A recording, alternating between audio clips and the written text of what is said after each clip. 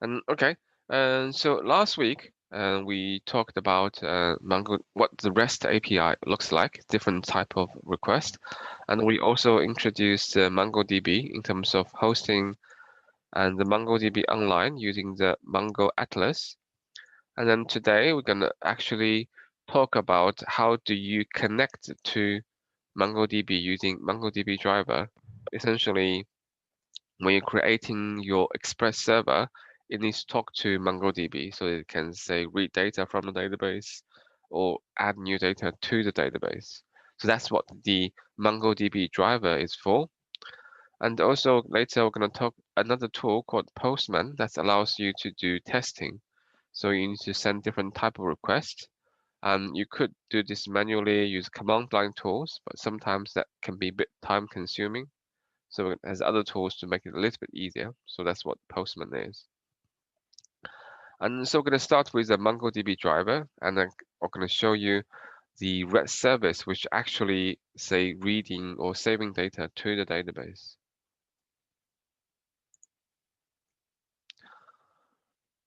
Okay, and so there are many different drivers for MongoDB, and so MongoDB has drivers for different languages. For example, have for Python, Java, and most popular languages would have a driver. And in this case, we're going to using the driver, which is designed for Node.js, which is what we'll be using for the backend. Okay, and so if you have done any search online in terms of connecting to MongoDB using Node, and most of the tutorial would introducing something like using library like a Mongoose, and we are not using that in this module. And the reasons are, say, the libraries at the Mongoose, and is to enforce a fixed schema on the database. And so this is quite common in the relational database like MySQL. For example, it says for each table, you must have three columns. The first one is name, the second one is ID, and the last one is price, for example. And this is like a built-in feature of relational databases, and it is not a requirement.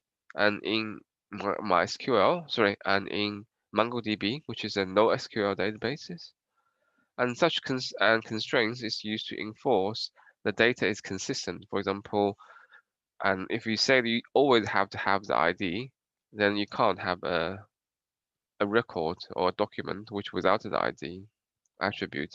That can be useful. And but say, and the general principle actually of NoSQL, which MongoDB is, or JSON database, is to being schemaless. That's why initially these databases are designed for. So having to have a enforced schema is kind of against this original principle. So, so my personal recommendation is if you really need to enforce the schema, maybe you should use a relational database instead, because that meets your requirement better. And also, it will require extra time to cover the features related in the Mongoose, and which we don't have time for. So instead, we're going to just use the native driver directly. As you can, as you will see very soon, it's actually not very complex at all. Probably easier than using something like a Mongoose. Okay, and so for the examples to do this, and obviously you will need Express. That's what going to be using, creating the Node server or the backend server. And also you need another Node module, which is called MongoDB. So that is the native driver we talked about so far. Uh, yeah, so you can just do those, use npm install, and they will be run globally. And so, for example, if you need to install and MongoDB and you say npm install MongoDB double dash and save, and this will add the particular package to your file. And the other thing you need to be aware is says, and the particular package we needed is called the MongoDB, not Mongo. There's actually a different package called the Mongo, but that is not the driver. If you installed it, you will not be able to follow on the things we demonstrate later in the lecture. Yeah, and the -G the switch is to install it globally. So for the other modules that you need it, or other say node project you need it, you don't need have to install it again.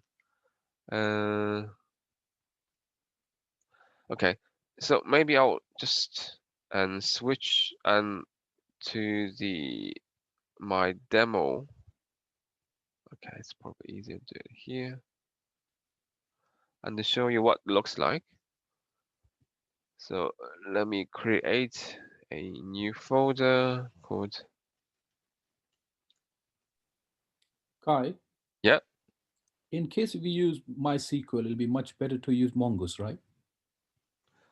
No, if you use an MySQL database or MySQL, and you don't need to use Mongoose because it's already enforced the schema inside the database. You don't need anything extra to do that. All right, sir. Thank Does you. that make sense? Yeah.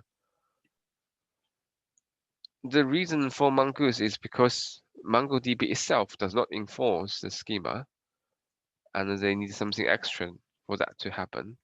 But that's part of the original design. Is it does not want to have a fixed schema for the MongoDB. Okay, and so this, if you can see my terminal window, maybe make it even bigger. So this is where I'm gonna create my new project in here, and I'm gonna do npm init, so that will initialize a new an npm project for me here, and it will ask you some names. So this will let's call so my package name. That's my version. I don't want any description. And maybe I'll call it server.js. I don't want to do any testing or get or keyword. Okay. And now if you list, there should be a file called package.json, and inside it has these information. Okay.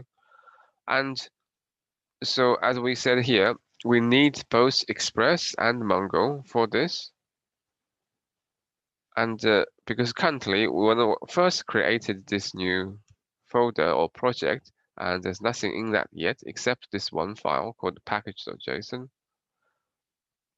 And what we did previously is we will say npm install, and for example, I want to install MongoDB, and then use save, and then the MongoDB will be added, will be downloaded and installed, but also the package.json will include MongoDB as one of the dependencies.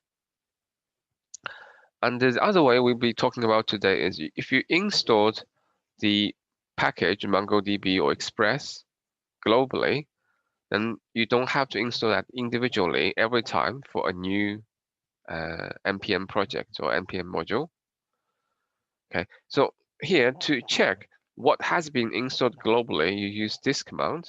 So you type in npm list, so g, and then depth 0. Okay, and so you can see these are the ones I already installed globally, including Express and MongoDB. So that means in theory, I don't need to install them again. I can use that in my code directly. Okay, and just to very quickly explain what this command means. And so first is the npm list. So that just lists everything and installed. But by default, it will say currently in this directory, it did not find any installed modules. So it will say empty. So the npm list /g, the G is means global list. So that means it's looking for the modules installed globally. And if you enter, it takes a slightly bit more time, and you will see something like this. So what happens is because it's listed not only uh, these modules here, but also their dependencies. For example, an Express has some other dependencies, so they will be automatically installed when an Express is installed. But this can be kind of difficult to see what are the actually things you installed because, and for example, you might not have installed. Uh, Actually, this is actually not too bad now. So it actually says this is a node monitor, and we talked about this before, which monitors your code, which automatically restart the server if it detects some file changes. It says it depends on this and some other packages, and this package itself depends on this, and it has its own dependency extractor, and so on and so forth. But if you only want to see and the ones which you installed, so that's where the depth and 0 means. So that just means first level, which is a 0. So if you run this, it will only list the top level ones, which is the ones you installed. And obviously you can say depth 1, then that's including the first level of dependencies.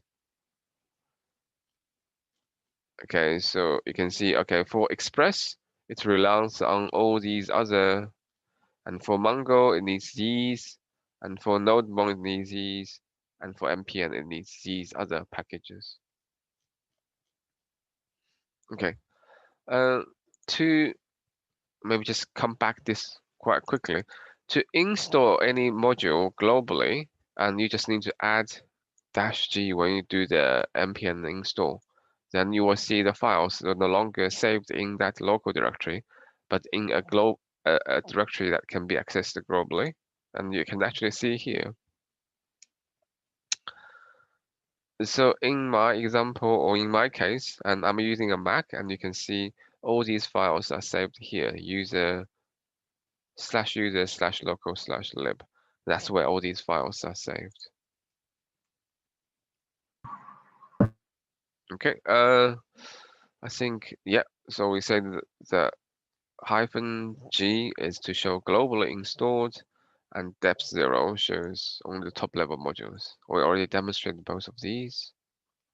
Okay, and now we can actually start in creating the file. And so as we said before,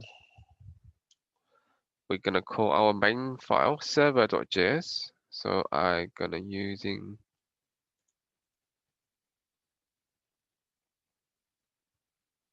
Visual Studio Code. I'm gonna open it up.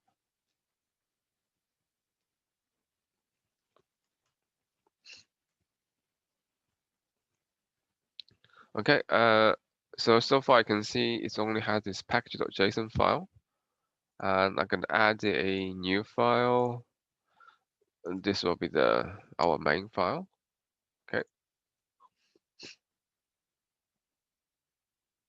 Yeah, and so you probably should be and very familiar with these now. So first of all, we have to require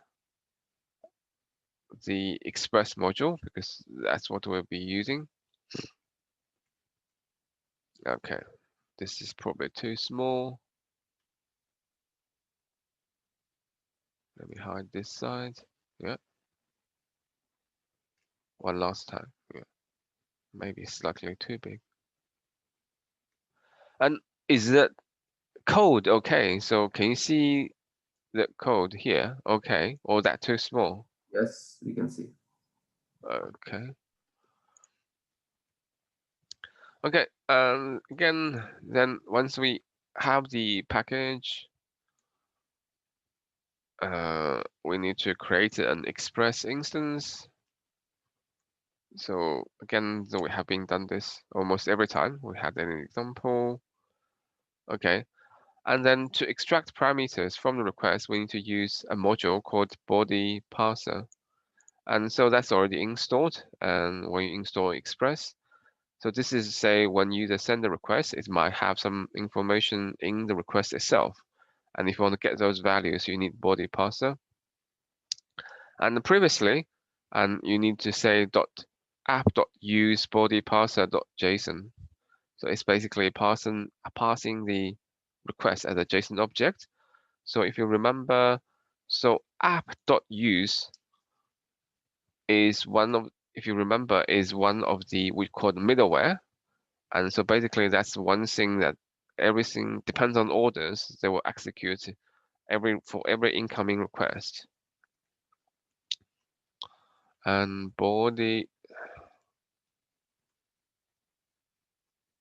Okay.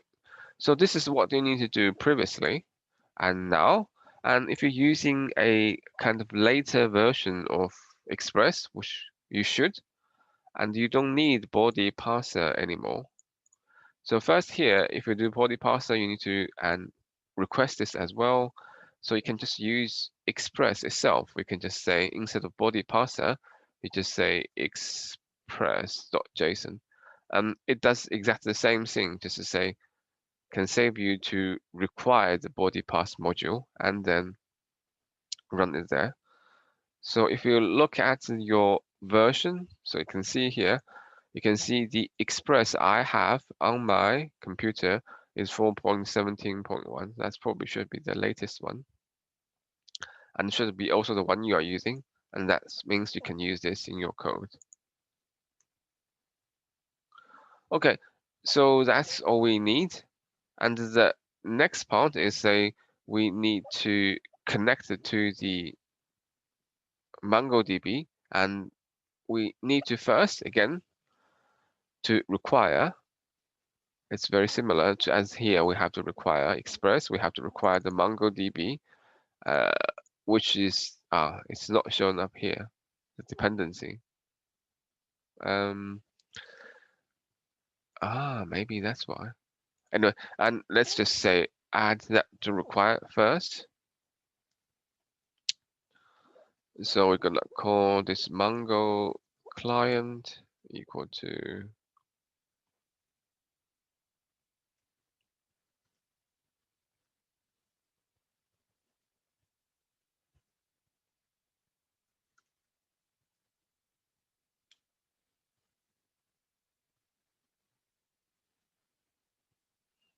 okay. And so basically we require this module, and this is the object that's predefined in the MongoDB module, and we're gonna just refer to that, just call it Mongo client in our code. Okay. What is And that? Mongo client? Is that object what? You just said something about this last dot Mongo client. so once you required or loaded this MongoDB module, it has several predefined objects inside, and the Mongo client is one of them. So this is what you get. So that's it's basically referring to this one, which is predefined in the MongoDB module package, and you just give it a name.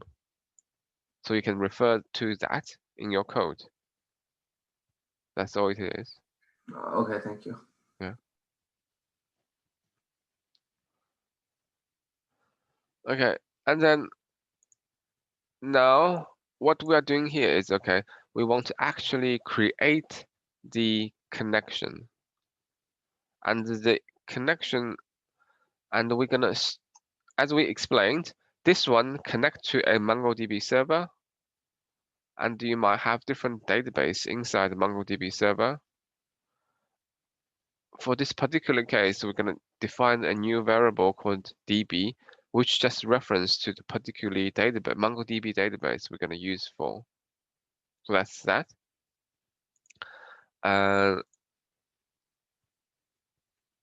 Maybe still do it here.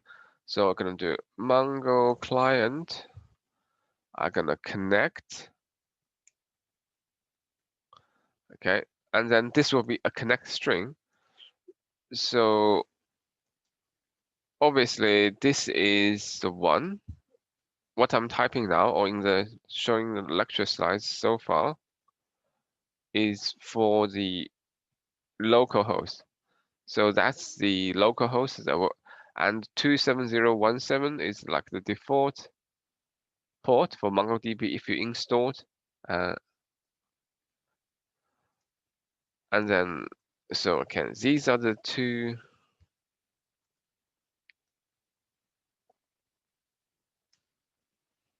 These are the two things you will get when you run. So one is the error message, the other one is the actual client. So if it's connected successfully, you would get client object. So that's the connection to the MongoDB server. And then you say db equal to client.db. Okay. So here, this line essentially selects a database in the MongoDB server. As we said, we usually have one MongoDB database for each application, and the name, it really depends on what you gave it in your database. And this is actually similar when you're using the Mongo command line. When you log into the database, you have to can't remember, is that use followed by database name before you to select the database. And it does something very similar here. So this one, select a particular database, and it refers, just save it, use a JavaScript variable, the name's called db, which we need to actually to define it first. I forgot to define it here. And the reason I defined it here is if I define the variable inside the here, especially if I use let, and then this variable is only accessible inside this line of command. For example, if you want to do this here, you want to say db something something something, it will tell you and the db is not defined. Okay, so that's why I would define the db at the top level or outside this particular line of code, and then use it, change its value here. Okay, and then in our case, we are not using a local database. As we mentioned before, we are hosting the database in MongoDB Atlas.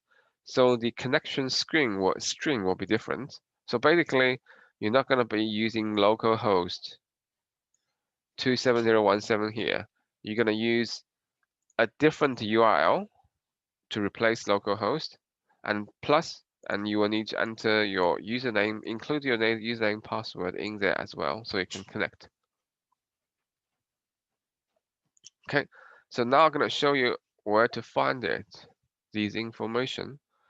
And so to do this, you need to go to your online MongoDB Atlas account, and then you choose Connect Cluster. So I'm going to go to, I think it's called Cloud, yeah.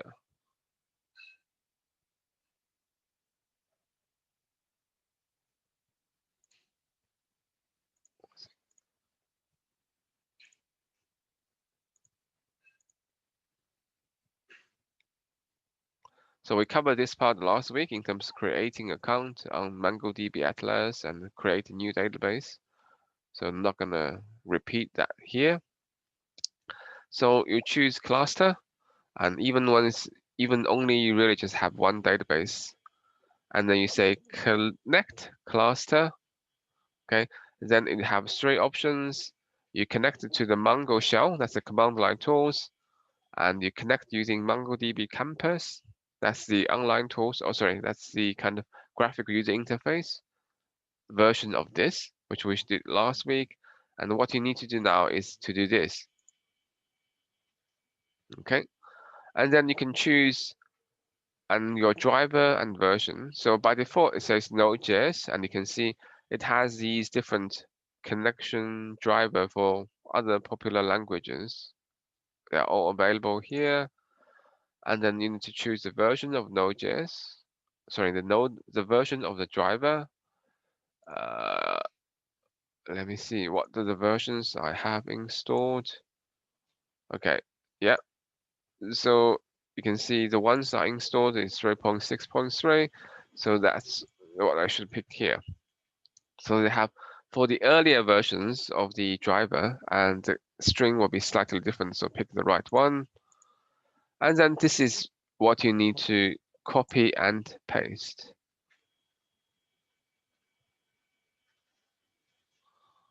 Okay, and here, the password, you need to replace it with your actual password. and this will be the URL to your database. Sorry, the URL to your MongoDB server. And then it's the database name. Again, it can be replaced with your database name, but you just copy. And then you go back to your code. Now you replace this part with what you just copied. Okay, and the first one is you need the password. I'm not sure if I still remember. And then DB. Okay, yeah. And in terms, just go back to the slides, you choose connect to your application and make sure you pick the right language and version, and then copy paste these. And you need to replace the password and DB name to the actual password and your database name. Okay, let me see if I can find out. I should have that in.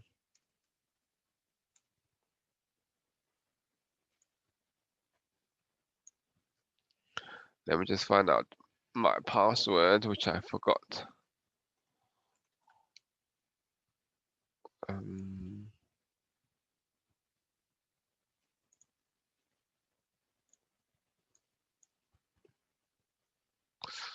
Did I? Maybe I should.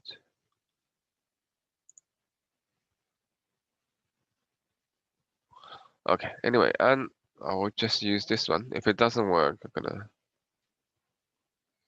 check that later. And also, and in terms of actually just seeing the database you already created, and you cannot see it here, and you need to using Mongo Campus. That's the graphical user tools, which we showed last week.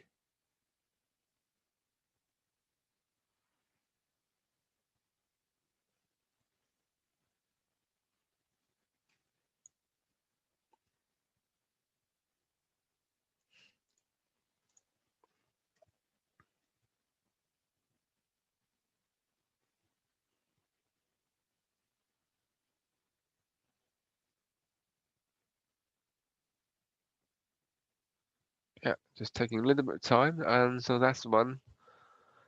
And so you can actually see, and this is actually also the same.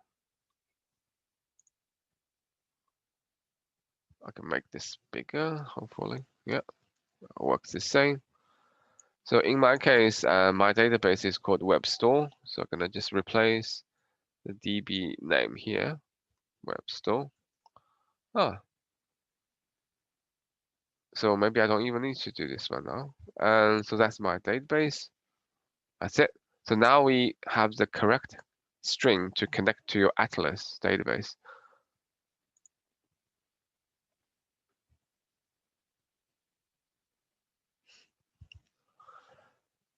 And okay, so this is again a middleware, and instead of app use, it's app.param. So that's mainly to use get the parameters object of the app, if you remember.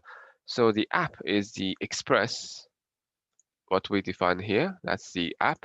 And express, it has this predefined object or function called parameter, param, which stands for parameter, which allows you to get all different parameters.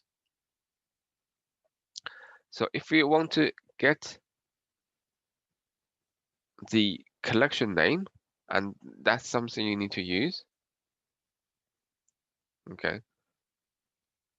So in this case, we want to get the value of collection name, and it is only if you set up a route, something like this. So the route, I say you have get put or something, and you say slash collection and a slash column collection name. Here, the column means whatever follows is the name of the parameter, so that's expected. This will be replaced with something else. And this actual value is where you can get using app.param, and you say collection name. So this one and this part has to match. And you can have multiple parameters, and you can specify each of them just using different name of the parameters. Okay, so we do this parsing first, and then we can say app.param. So we want to know collection name.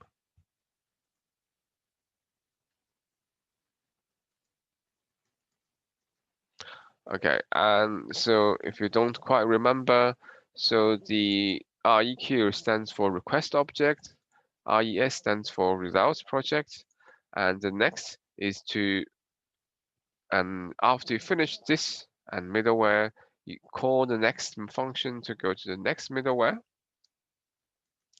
and obviously the collection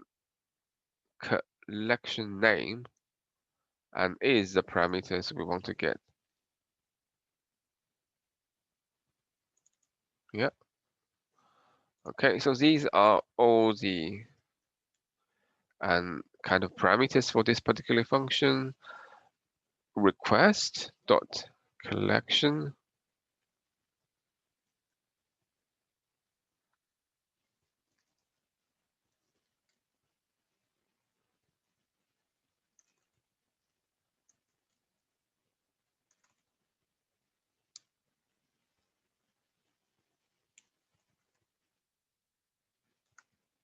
Okay, I'm going to just type these first and then explain in a second.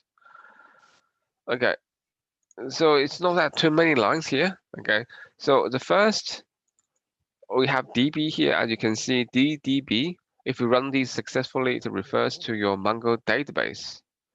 And then just as you would have done in the command line, you need to select a collection of the MongoDB. So if you look at my campus, and if you go to my MongoDB, sorry, web store database, I have so far only one collection, which is just called products. And before you can do anything, you have to, you have to select that collection first. So that's what here is doing. So db.collection and followed by the actual collection name. And because you do this app.parameter and the collection name, and the user supposed to type in the collection name in the URL so you can get that value. Okay, and so then in this case, this part selected the right collection in the MongoDB database, and this is stored in here. So the request.object.collect collection now saves a reference to the MongoDB collection in your own database. That's what this line does. And then this line just say call the next middleware. So otherwise, your server will just hunt here and not doing it, and going any further.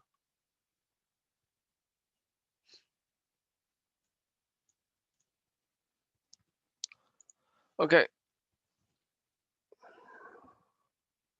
Okay. So now, so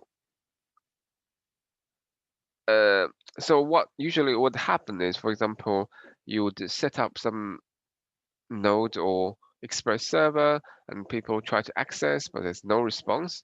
And because there's no particular route or response is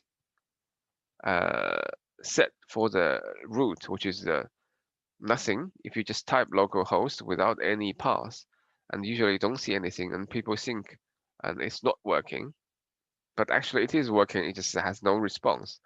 So just to avoid that kind of confusion, so we can add a response to the root path, just people knows, okay, the server is working.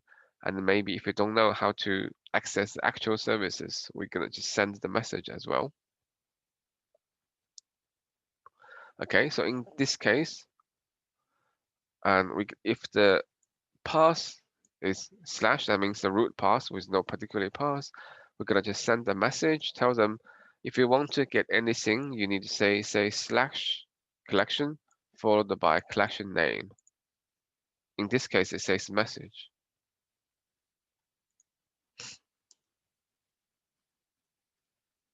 Okay. Again, so if you remember, so the get here is no longer the middleware, so that's one of the routes.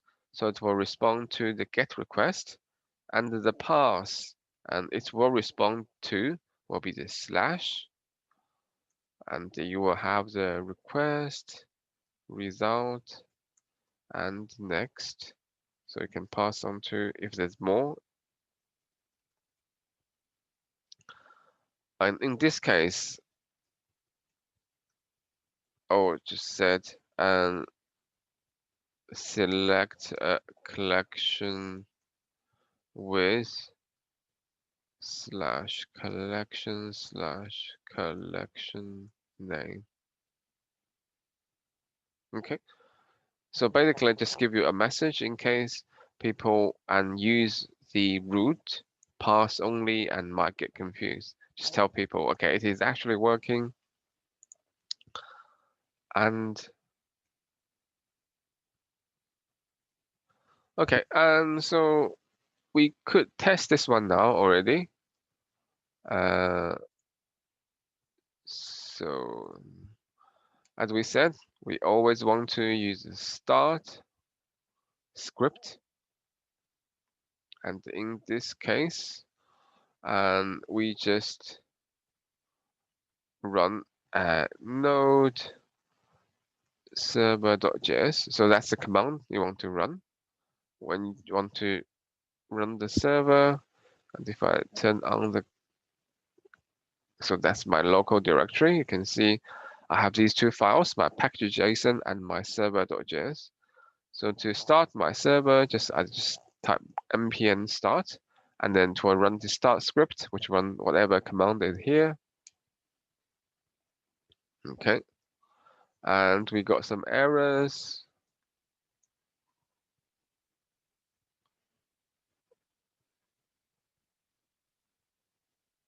Okay, so it says cannot find module express, and that's partly because I think that's because even I installed express globally, I didn't put it in the dependency. And so let me see what will be the fastest way to add. Okay, I'll probably just be a little bit lazy. See, what I'm gonna do, I'm just gonna install that again.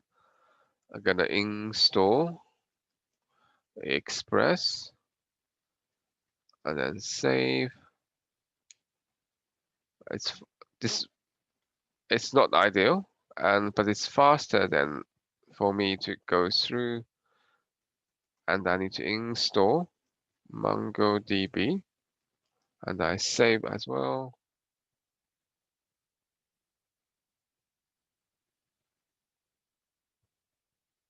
Okay. And now if we refresh the file, package.json, you can see now it has these dependencies now. It automatically added because I just installed those.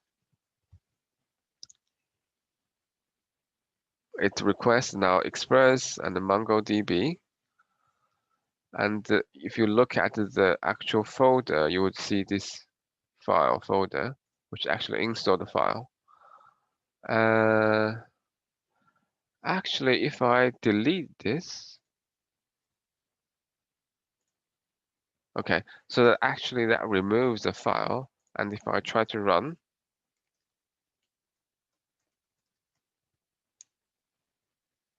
it still complains. Oh, even I installed globally. Okay, let me put them back.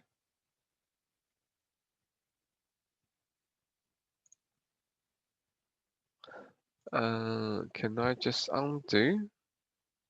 Okay, now I have them back.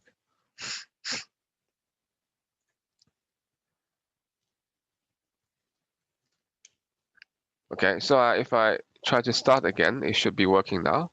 Hmm?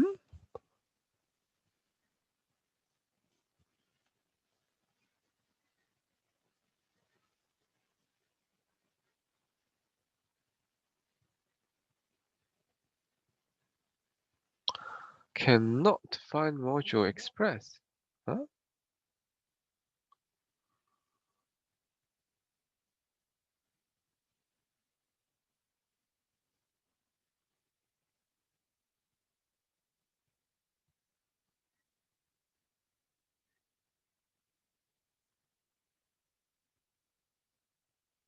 Okay, let me actually clear this properly and see what the error is.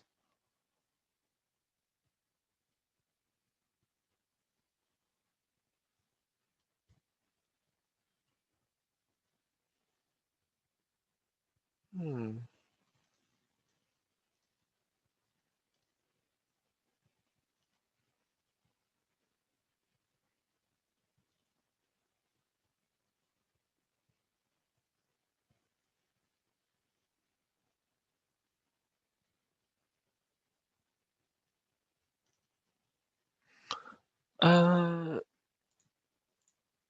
Why is still complaining? I have Express installed. Ah, okay, that's still empty. Even I had the folder back.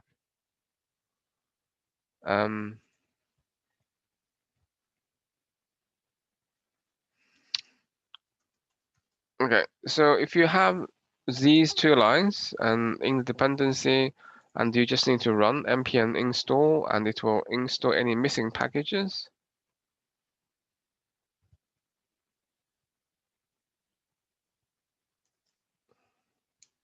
And let's try again, npm start.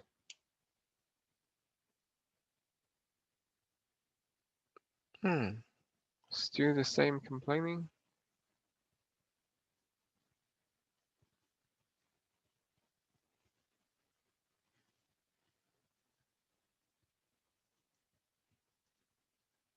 It still says can't find module express. The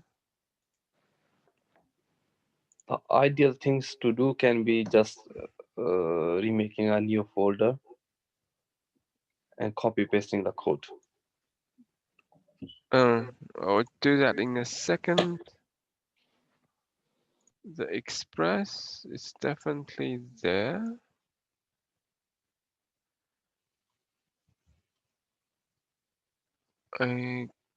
Why still complaining? Okay, so the files is definitely there. Maybe I'll refresh. Okay, now it can see. Is that the reason or?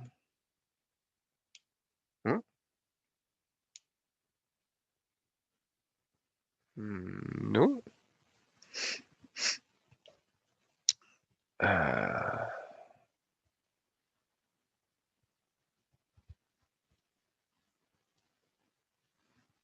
This is weird. Okay, I'm gonna just use the other examples I prepared a little bit earlier, which I know was working. Are you on the root folder in the terminal? And the terminal here. Yes, sir. Is that the root? Let's see.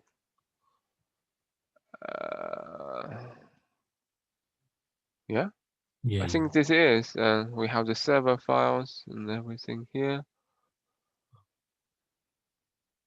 Or did I just misspelled something?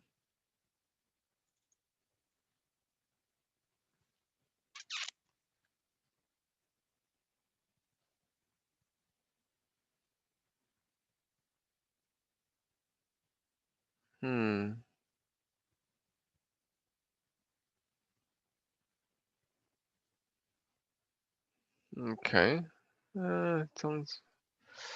I really don't understand So why. have you started localhost in the server.js? Oh, no. We haven't started. We need to add something at the end. So that's, but maybe, but that shouldn't. So we need to do, yeah. All right. Listen, 3000. It's an empty function.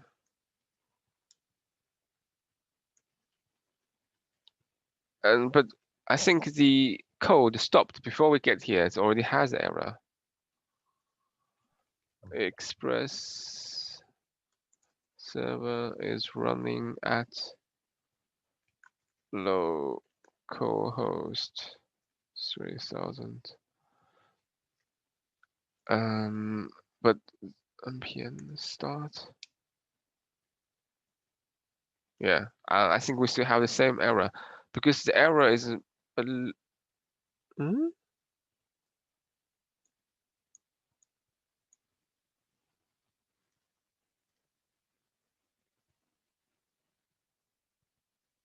Ah, okay, so that seems to be fixed error. It does say Express server is running at localhost 3000. That means it get to here now.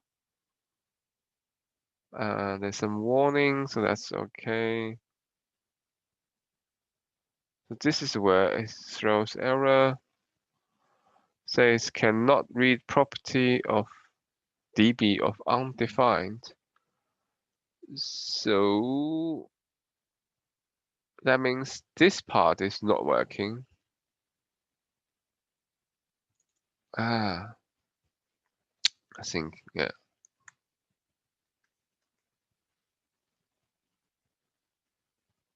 I think that's probably the wrong password.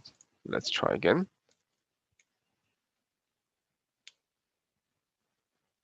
Yay! Okay, so that was the wrong password, so it wasn't connecting properly. So now that means it's working. So really the error was I didn't start the server, which is a bit silly. And anyway, so if I type in localhost 3000, okay, it says select a collection with /collection/collection name. And actually, what I'm gonna do is I'm gonna edit my startup script, and instead of using node, we're gonna using node more, which is something would automatically restart server whenever there's a code change. This way will be a little bit easier, so I don't have to restart every time. And then in the actual code itself, we're gonna just make the message slightly better. So I put a column there, so it shows you.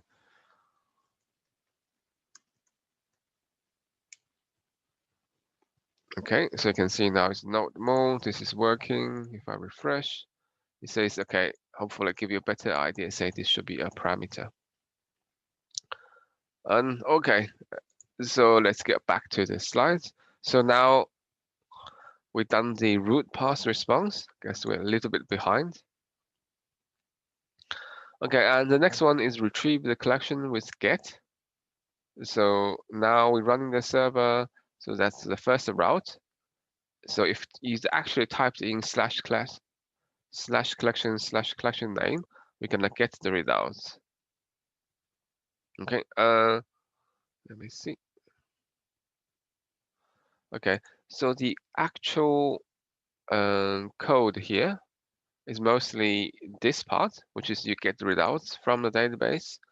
So if you remember this one here, and stores a reference to the collection in the database, because we did this line here, we said request.collection equal to db.collection followed by the collection name, and then you do find.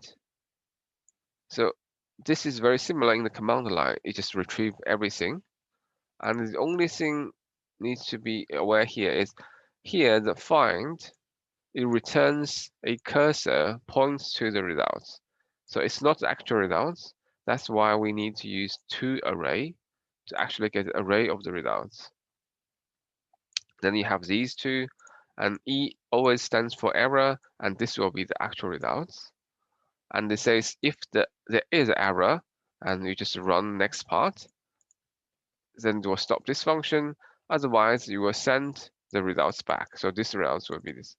So basically, it will retrieve everything in that particular collection. Okay. Okay, so that's our next route. Say get, and if the path is collection name request results next.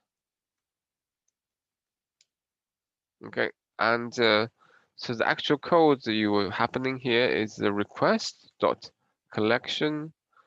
We're gonna do a find, and so you can put some extra condition here, and which here we didn't do any. We're gonna see example of later on.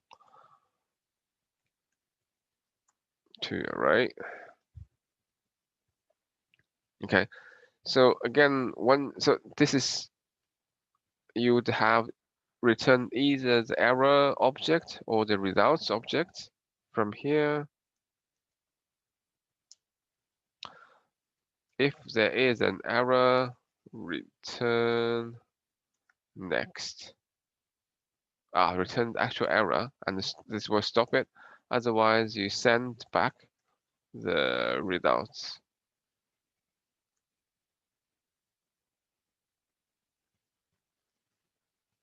Okay, so now I save, and this one would automatically the console would automatically restart the server now. And so to do this, you need to type localhost 3000 and then collection, and followed by the collection name. So if you look at my database, my collection name is called the products, and it's currently having all these different records in that. So if I type in, it's a bit small, I can't really increase that, collection and then slash products, it should hopefully, Line 22, the collection is misspelled. line 22, of course, yeah. Thank you. And let's run this again. Yay! So you can see, and this is everything I currently have in my database. It's not very nicely formatted, which I could use JSON viewer. Let's refresh again. Yeah, that looks slightly better. So you can see that's a different, it says collection and then products, and then it retrieves everything I currently have in my database. Yeah. So this is where you can actually use this particularly route in your front end, use a fetch, and you can get a list of the lessons or the products, and then you can display these, use view in your front end. Yeah. Okay. So I'm jumping ahead of, but that's the general idea. So this is how you retrieve. Okay. And as we mentioned before, you can have more complex query as well. And in this particular case, and we add a little bit extra conditions. So we not just say retrieve everything. We said we have now limit to 5 records. So I don't want everything. And also I'm gonna sort them by price in, I think this is descending order. Okay, and you don't necessarily need this, but it's something you can potentially do. So, and if you add here, I'm gonna say the limit will be 5, and you can always change. I'm gonna sort by price and in descending order. Okay, let's see if this works. Okay, and we can refresh. Okay, and you can see now. Now I only have how many? 5 results, and 1005, 1, 3, 4, and 2, and this is sorted by their price. So this is a very expensive one. This is a cheaper one, even cheaper still. Sorry, there's another one I missed. Okay. And so for this kind of thing, you can do it and inside the database, limit number and do the sorting, or you can do this in your front end once you get all the list, and you can say, as you sort it, which you probably already have the code, and you only keep the top 5 or something similar. Okay, and yeah, so as I mentioned this already last week, so you can only send GET request in the browser, but for example, for the backend, we also need to save, say, new orders or add new product. Then you need to add new things to the database, and you can't use GET. You need to use POST. And these ones, and you can't do by just typing the URL in the browser anymore. And what you could do, you could write some front-end code for testing. So you do the fetch in your front end, which do the the post or put. And the other one is you can use command line tools, which we mentioned the last week, which is the curl, which stands for command line URL tools. And it's pre-installed in old operating systems. And if you use an older version of Windows, it might not have it, but it can be easily downloaded and installed online. Okay. I'm gonna maybe do that in I can do this one here as well. So I can, in my terminal, I can say just curl localhost 3000. Okay, and you can see I got a message back, select a collection with this command. And you can also use an -v, and which is give you more information. You can say -v, and it give you a bit more information in terms of what you want to do. And also last week we talked about, and you can actually send other type of requests besides GET, and you just need to use the -X afterwards, and then specify the type of record and the request you want to do. So here, and if I want to send a post request, I have to say curl -big X and post, and then you set the URL.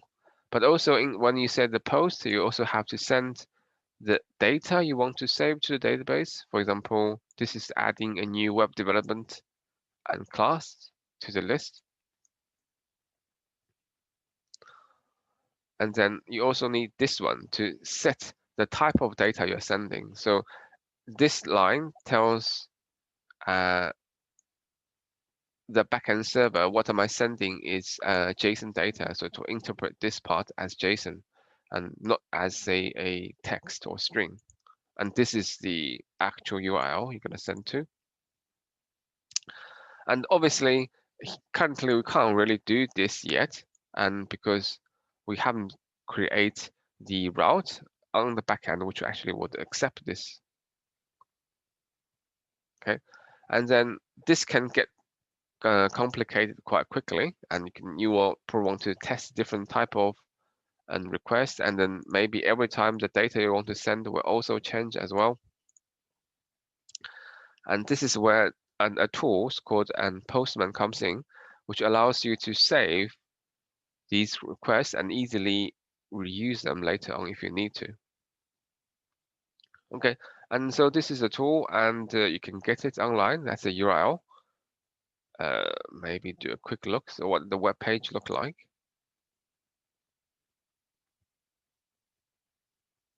So it's a free tool, so you can download. And there's certain features if you want, you need to pay, but for our purpose, it's completely fine. So that's what it looks like. Okay, and so the first thing you want to do is create a new collection. So then you can put all the different requests for one app inside one collection. For example, for our pet store app, we'll probably have different, say, get and post or put requests, and you probably want to put them into a single collection so it's easier to find them later. Okay, I'm gonna start my Postman app.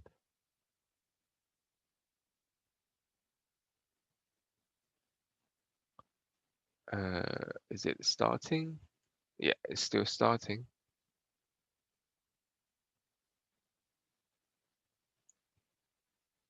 Okay, so it look like this. And so the first thing will be just to create a new collection.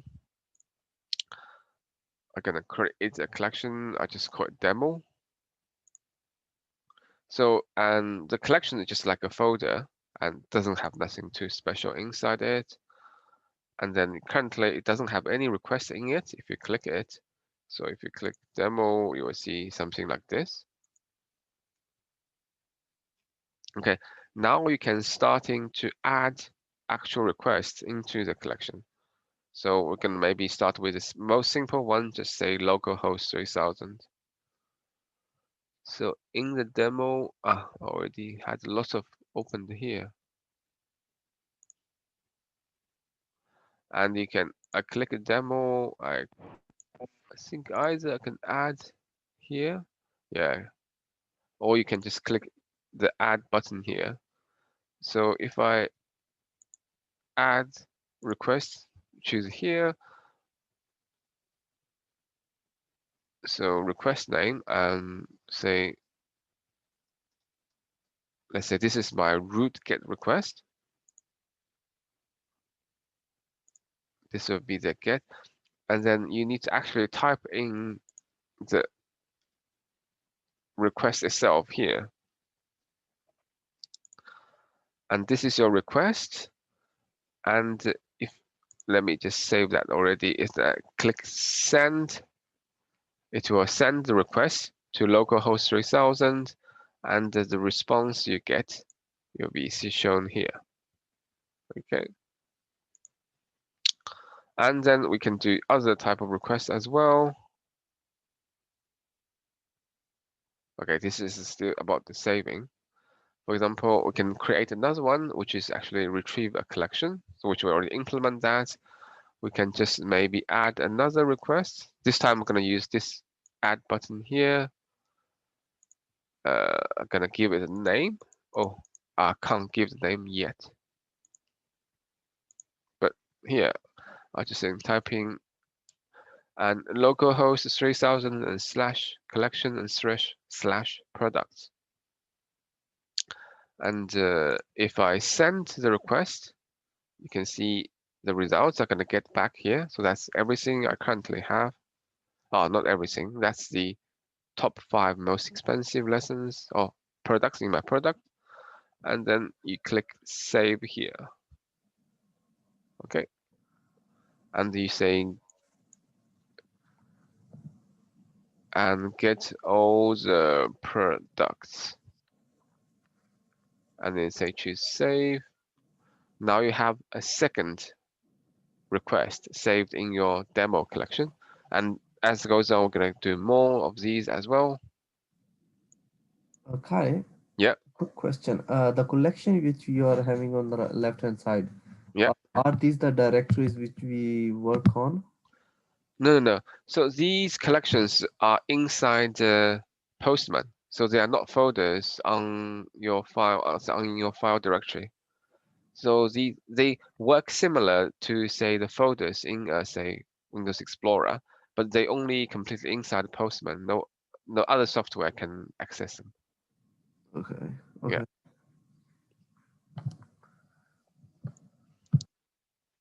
Okay. Okay. Now we can actually creating the post request. So this is where we can actually add and something inside our data. So this is where we can actually adding things to our database. So instead of get, this time I'm going to use post now. That's where when you add data to, okay, we still want to use the collection, parse, and we're going to still use the same collection name. So when you actually enter the URL, it's exactly the same. The only difference is it used to be get, now it becomes post. Okay, and once that happens, you have the request, result, next. Oh.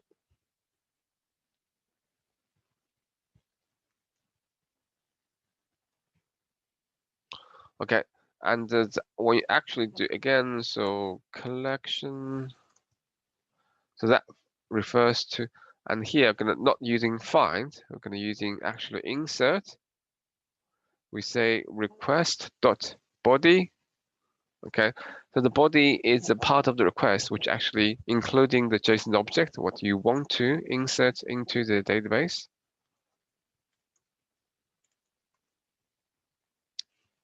And again, you would have either the error, oops, why is keep that, or the actual results. So if there is an error, you send the error. Otherwise, you send the results dot. Forgot what is the ops now.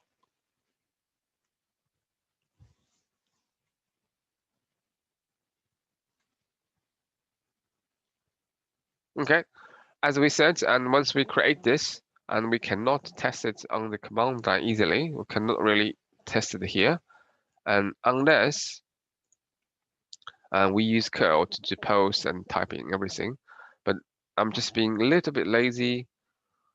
I'm gonna just type in here now using my tools we just introduced. So this is our Postman tools. I'm gonna create a new request in here, and instead of get, this time I'm gonna using post localhost 3000. Okay, the URL is the same as before. The only change is the here. Again, I can't just send it because I need to tell or include in the request the actual information I want to add to the database. So I need to choose body. We're gonna using raw data, and we specify the data type is JSON. So all these you need to do, and in command line you have to just type this yourself. But in this case, you can just type in the, let's say I'm gonna have an ID. This is my new product. Title, I just call it new product. And I also would have a price, which is 99. Okay. And then once you actually have the payload or the body inside, and you can click send, and then the information should be sent to your MongoDB. Let me open up my campus. Let me delete a few of these so you can see.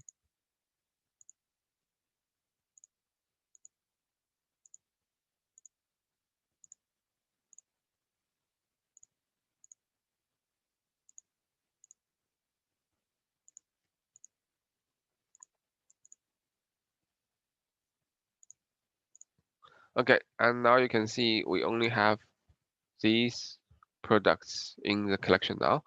And I click send. So hopefully, okay, and so there's error. It didn't quite work the first time. If I go back here,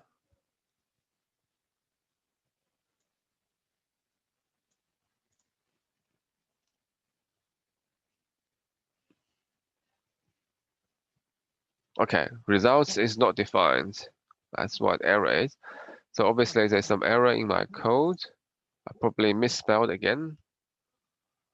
If I just close this for yes. And so it should be results, not results, I think. That's all. So now I save this, and the server. Oh, the server should automatically restart it.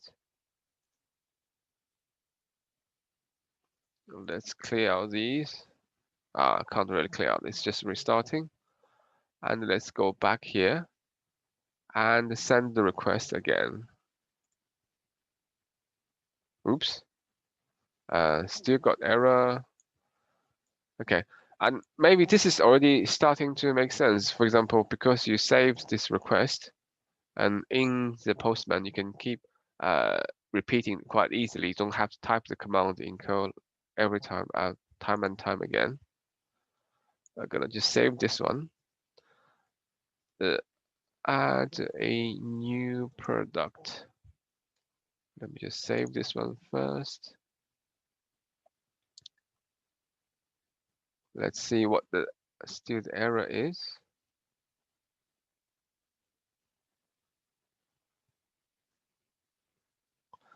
Cannot read the property ops of now. Okay. So that means I mean, at least it's a different one. So what happens is says this one did not exist. Let me see if I missed anything. Request.body e.results. So basically it says this one is null. That means it doesn't exist, but at least it should actually return something. Kai, Yeah. you know Postman. Mhm. Postman connects to MongoDB via the local host or the port, right? You don't actually That's right. connect anything. The Postman itself does not connect to any database. All it does is just send a request, Yes, sir. and then the server itself will be responsible to talk to the database or not to talk to the database All or right, sir. anything it wants to do. Request.body.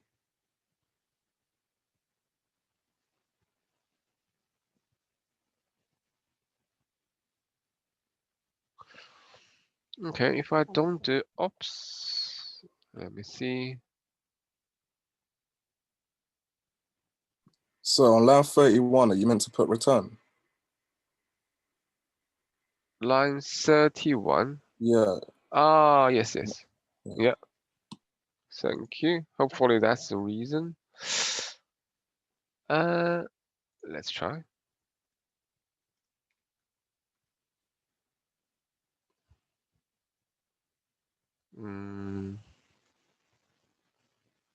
Let's send the request again. Yay! Okay. We get some response, but this time we get the error message. So if you send, and you can choose preview. Huh?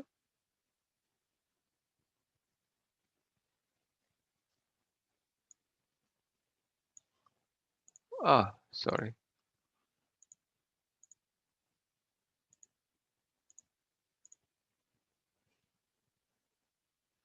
No right model. Is the server running again? No, the server should be running.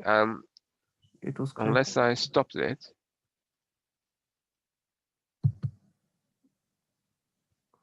Okay, let me stop this and restart it.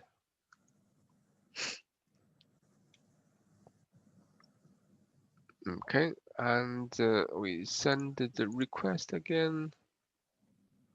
Okay, obviously there's still more errors.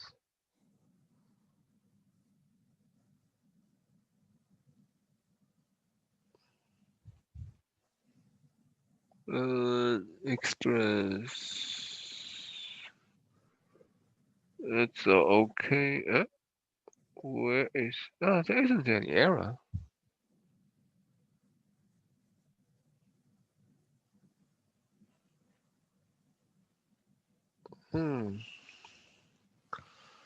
Okay, so that means it doesn't have any errors from the server side, and it just send the request, and the response get back is an error. That error, bulk write error. So that's basically the message you get from the. So this is the message you would get back from the MongoDB. It tells you some errors in the MongoDB. Let's see if that would make any more sense. No write concern mode named the majority found in replication site.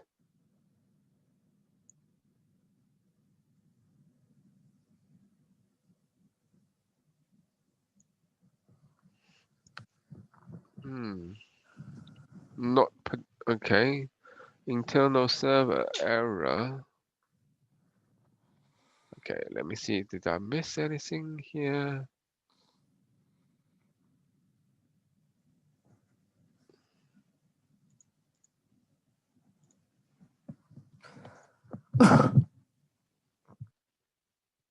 Post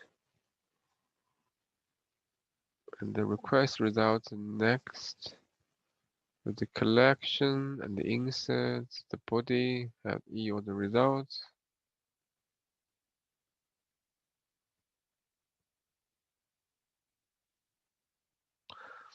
I think the error basically saying you're not basically not allowed to write to the database for some reason. Let me see if I have any other examples.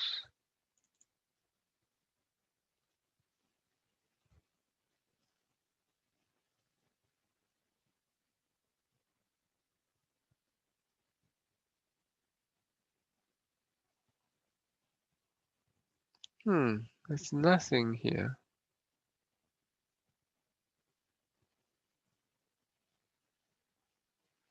Why it's not working? Okay. I'm going to just copy paste from some other codes I prepared early, which I knew it was working. And the code actually looks identical. Postman, let's send again. Yeah, still don't have. So it's not about this code then, and it's something else that stopped it from working.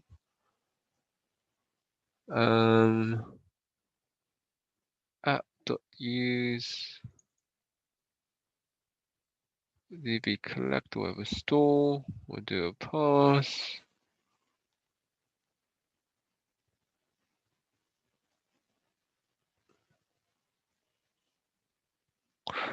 Okay, let me try this.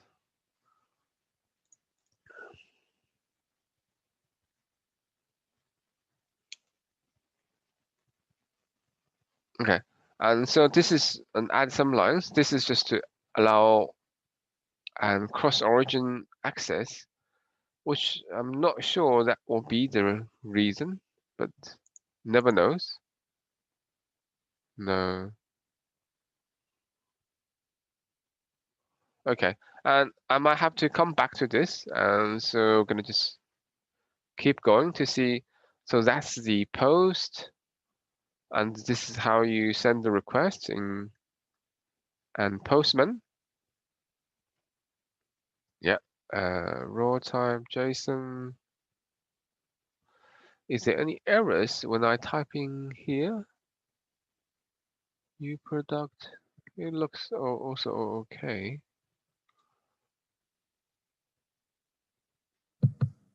We can test it from. No, maybe not.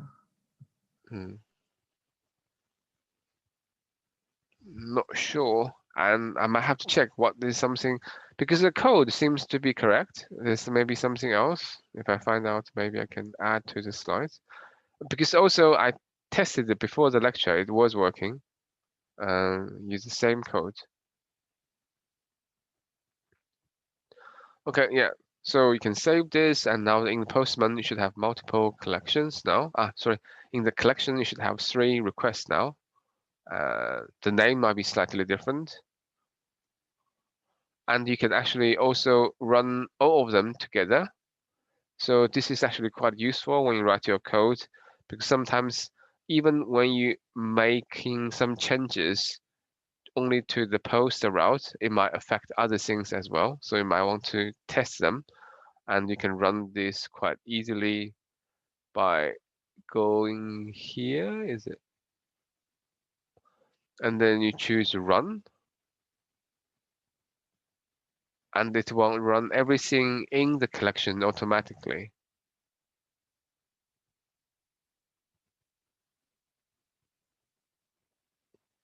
Huh? Oh, not this one.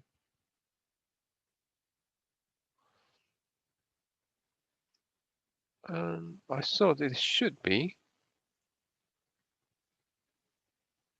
run. Yeah, so that's what it should look like. But why it's not showing anything here? Demo run.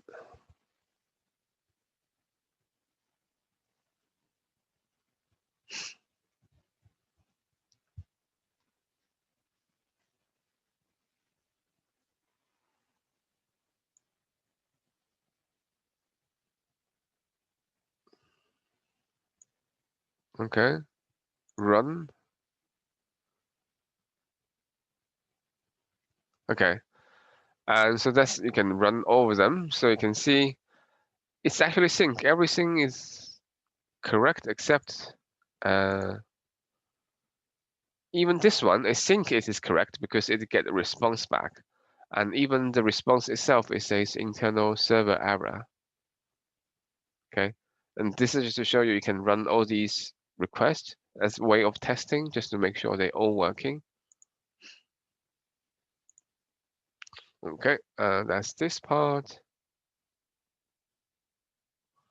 Okay, and this is probably maybe the last thing, and we'll be able to do today, is say you can retrieve a particularly product, an object, JSON object with specific ID, and say then you need to define a slightly different route, for example, called collection name, but followed by the ID. So it will retrieve an object with particular ID in the specified collection. And so maybe collection messages 123 or collection / products 1001. Then it will retrieve the first product. And then what we need to use is a slightly different MongoDB function. So that's part of the MongoDB driver. Instead of find, you will use and find one, because we know it's only going to be just return one. Okay. So this is what it will look like. So if we now say app dot get, yeah.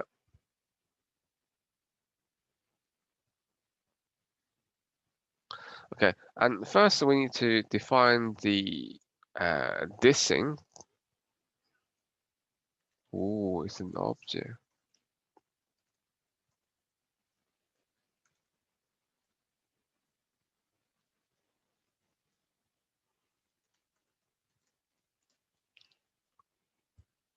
Okay, and this is to generate, this line here is to generate an object.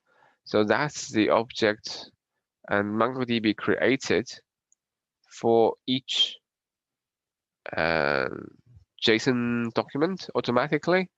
And so that will be the one we're going to be using. For example, if we know the ID for this, then we can retrieve that one specifically. But you need to create a special object ID object to use that.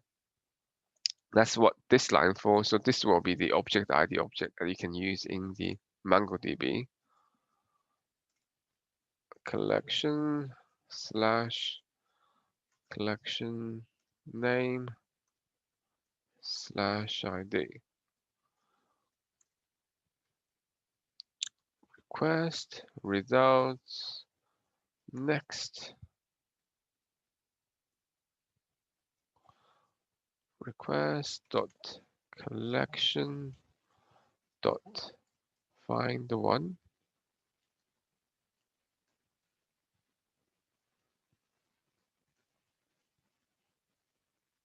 Okay, so here we put in the criteria. So we say underscore ID, and which is this one, underscore ID. And instead of saying equal, you just say its value will be a new object ID. So this object ID is what we defined here. Ah, I misspelled again. That's probably gonna give me error. So that's this one. And this object ID and its actual ID value would be in the request.parameters.id.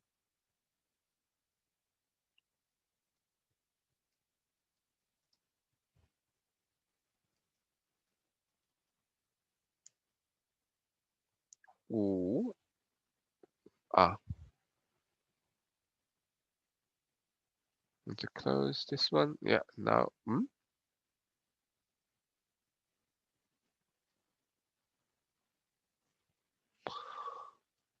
I had the one extra one, I think. Yeah, now it's fine. If it's error, return the error.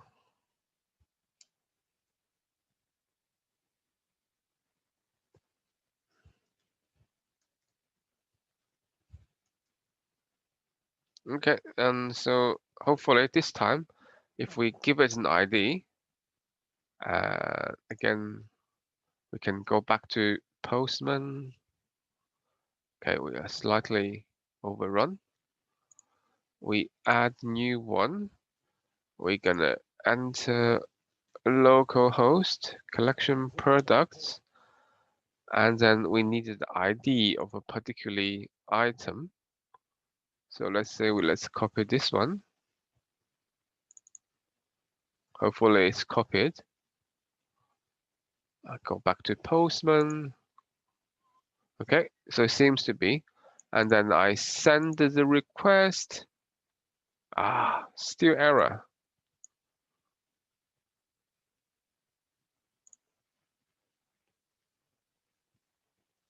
Cannot read property find one of undefined.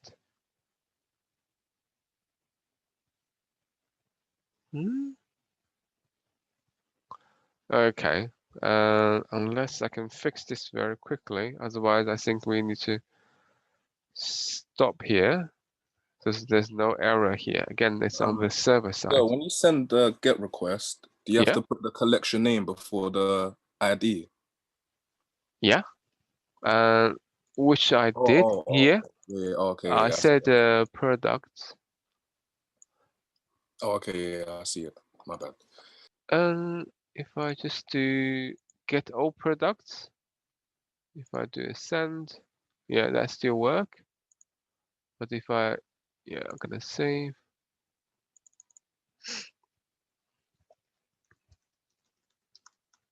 Oh wait, I think in line 42 you misspelled name. Ah, of course. Okay, yeah, well, stop. That probably is what's wrong. Okay, yeah. So I can so yeah, it's retrieve this particular product, which is one with that specific ID in the, so that's 1003 kitty litter with some information here. So that's what you get back. And okay, and we'll stop there now, and hopefully I can fix the error. And then I'll let you know what was the cause.